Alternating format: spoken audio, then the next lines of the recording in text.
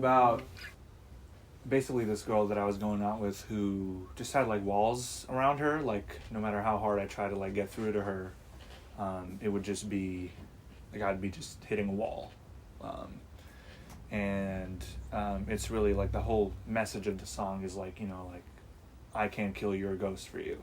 Like, you know, you got, whether it's, you know, like past relationships or, you know, whatever, you have these ghosts that like, you know, no matter how hard I try to like kill for you, or like no matter how hard I try to like fix things for you, like I can't really kill those ghosts for you. And that's kind of something that, you know, every person has to like work in their own capacity for themselves out. So yeah, that was kind of like the sentiment behind the song, and it's a really, really special song. I would say like it's probably the most special song that like we've done together. Not just the three of us, but you know, there was like Sierra and Max in the room when we wrote it all.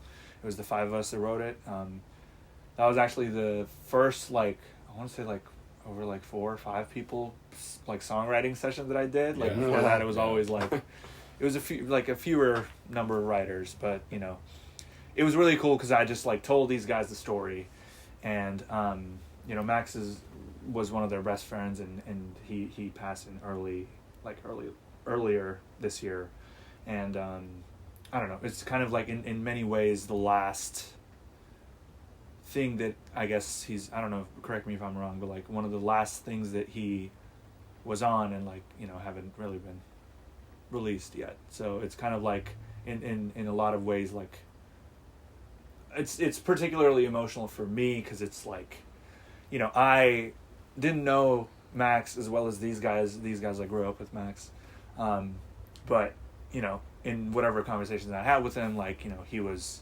always a delight to like talk to, just one of the nicest people ever. And I don't know, it's just, this song would not be anything at all if we didn't have that session with Max and with everyone else, and we didn't like write that together. And I can hear a lot of how Max thinks in the song, which is, I don't know, it just kind of like is moving in a way. Yeah, I felt like it kind of had an EDM-y feel to it, and I just wanted to bring that out because it was like very acoustically driven in the beginning and the way it was produced. Yeah. I feel like with the vocals, like, we did the vocals a bunch of times. Yeah.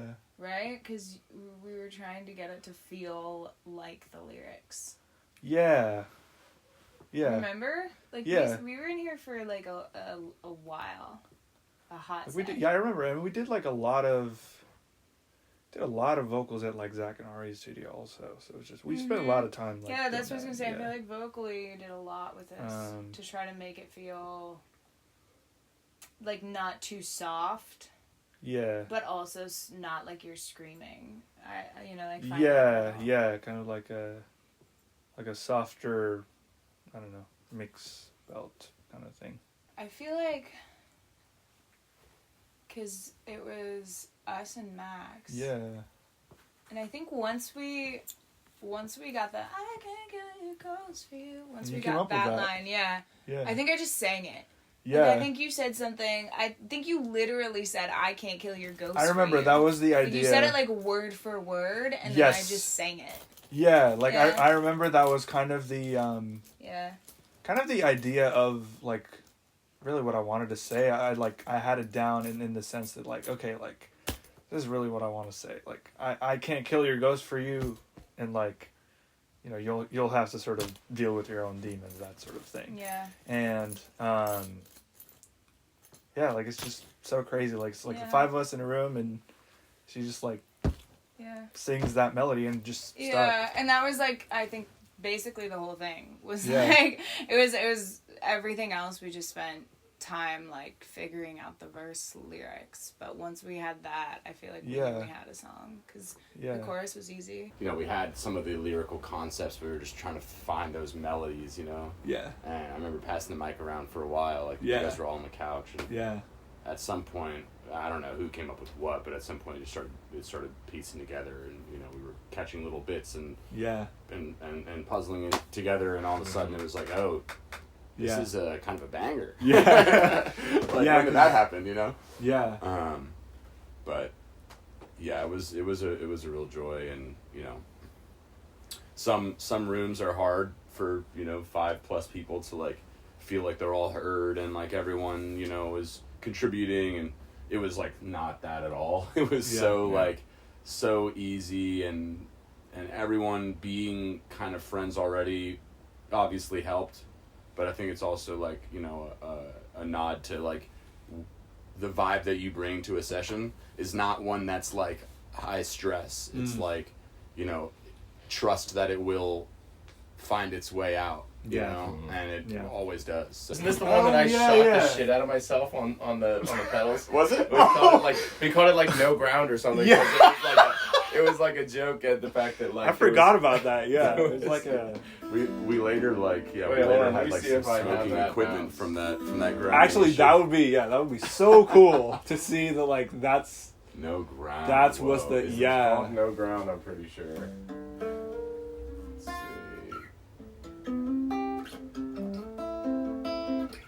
Yeah, like.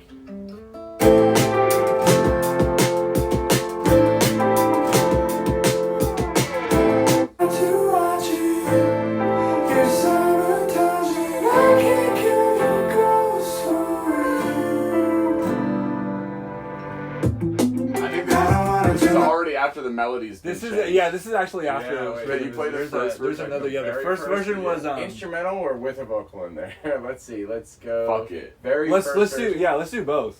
Okay, first version. Yeah, just kind of like a snippet of both. Wish I never found out that I did another sound. That whole riff is all guitar right here. We kept these guitar layers, but we dubbed it with a synth, right? Crazy that you remember all this. Yeah. Oh, this whole section's different. Right. Yeah.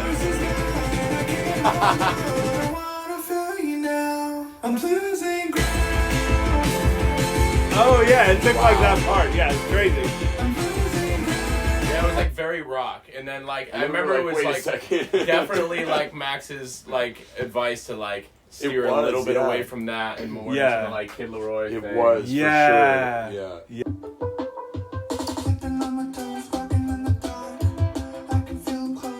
That verse, the whole verse was like Max. Like he came up with that melody. Yeah, to the music.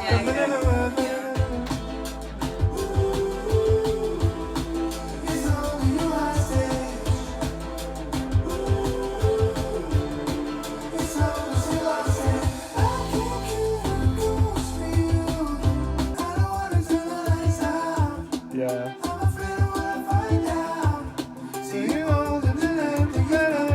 I like that. That was also, that's very Sierra. Yeah, well, that was the line, holding the knife as you come through my life. Like, we had so many other versions of that lyrically that were, like, really dark. I know. And we were like, no, I don't think we need to go that far. Right. Right? Yeah, I don't even remember how you made those drums, like, but, like, it was it like Zach playing, Yeah. you kind of played that beat, and then you like, pitched it up and fucked it up in some way. Like, it was kind of... Yeah, so it's pitched up an octave and, like, fucked with, so... Wait, how did he play it if you pitch it back down? Yeah, so if I undo that... Yeah.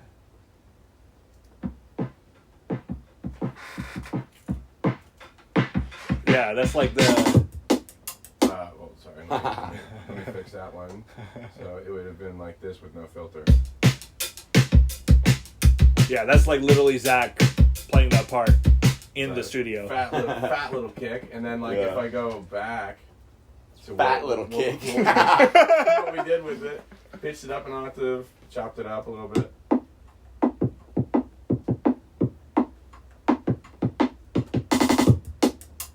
Yeah, it just like... I can feel it sounds so like... Super sick. Yeah, it sounds so cool. even if I want it, I can't get too close to you. the claps. Yeah. This is so cool to just like go over all these like. There's like this like motif in the whole song. And then those are the gang vocals. Yeah.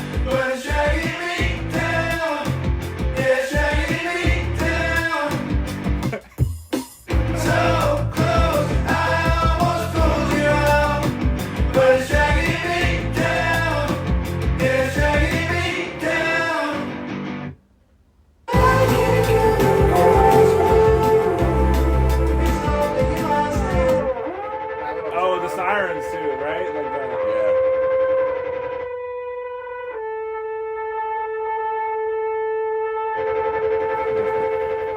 I mean, I think maybe the like most straightforward difference to me, like on this one, is comparing hide and seek is like, I mean, obviously it's a drastically different tempo and time signature and stuff,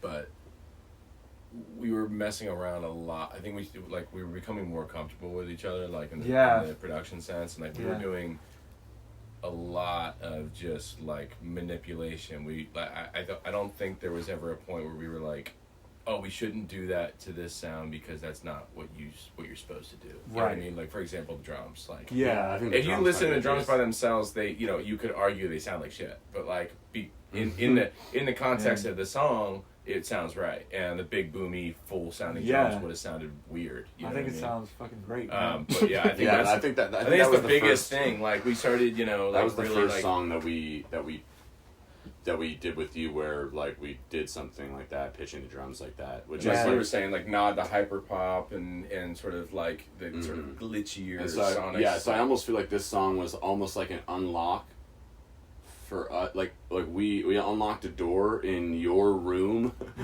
or sorry, in your house. That's like okay, like we didn't even know this room existed. Now we're here and like we can make more with this in mind, and like part of that's getting to know each other, part of that's also just like up to the gods, you know. If it happens that day, it does, and like and something happened where like things fell into our lap the right way, we pitched it and it sounded good rather than sounding bad, and like whatever it was, like in that moment, like I think we all realized like, oh wait, like this got significantly cooler.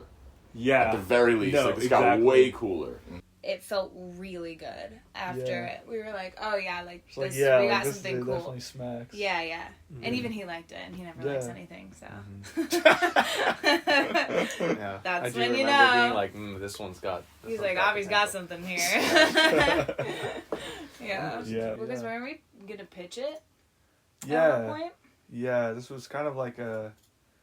Well, this was a song, and then it sort of became like a pitch song, where we were like, oh, you know, we might pitch this song, so we might have to tweak it a little bit. Yeah. And then, I don't know, I feel like it ultimately just ended up being on what it's on now. It's just going to be like, you know, next project.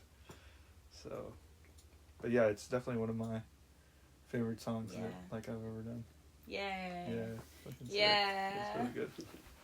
I just come off of like hide and seek, and I was like much more in like the rock mindset of like making music, because I've always wanted to like tap into my like rock roots, because that's what I like grew up listening to. But then also like, you know, most of the songs that I write are mostly like, or up until this point, like were either singer-songwriter or like straight pop, and I just feel like I couldn't really find a way to include the rock roots in a meaningful way, and I just feel like this song also like shaped a lot of my sonic direction like going forward, because like we had the rock elements, but then we had like the really glitchy stuff, and then we had the and then we had the really glitchy stuff, and we had the pop like writing over it. So there was some stuff at that time too. I don't know what came of it, but the stuff that you were working on with Nick Kauffman. Yeah. That like also, I mean, he's really great at that kind of world. And like, I think we heard, I think it was like a demo of, it was either before this track or right after this track before our next session. Yes. Where we heard a demo of a song you did with him, kind of also toward that world. And Yeah. I think like it started to become kind of clear like where we could go with this, so that it didn't feel just like one of your references, like you're saying, but like a mix of the of the family. Yeah. No. So I mean, this was just a very like pivotal song, just both like musically for me, like and like my like sonic direction in determining what that is, and then also like in all of our like lives. Yeah. So it's just like a very overall very special song. And we can't wait for it to come out. Hell yeah.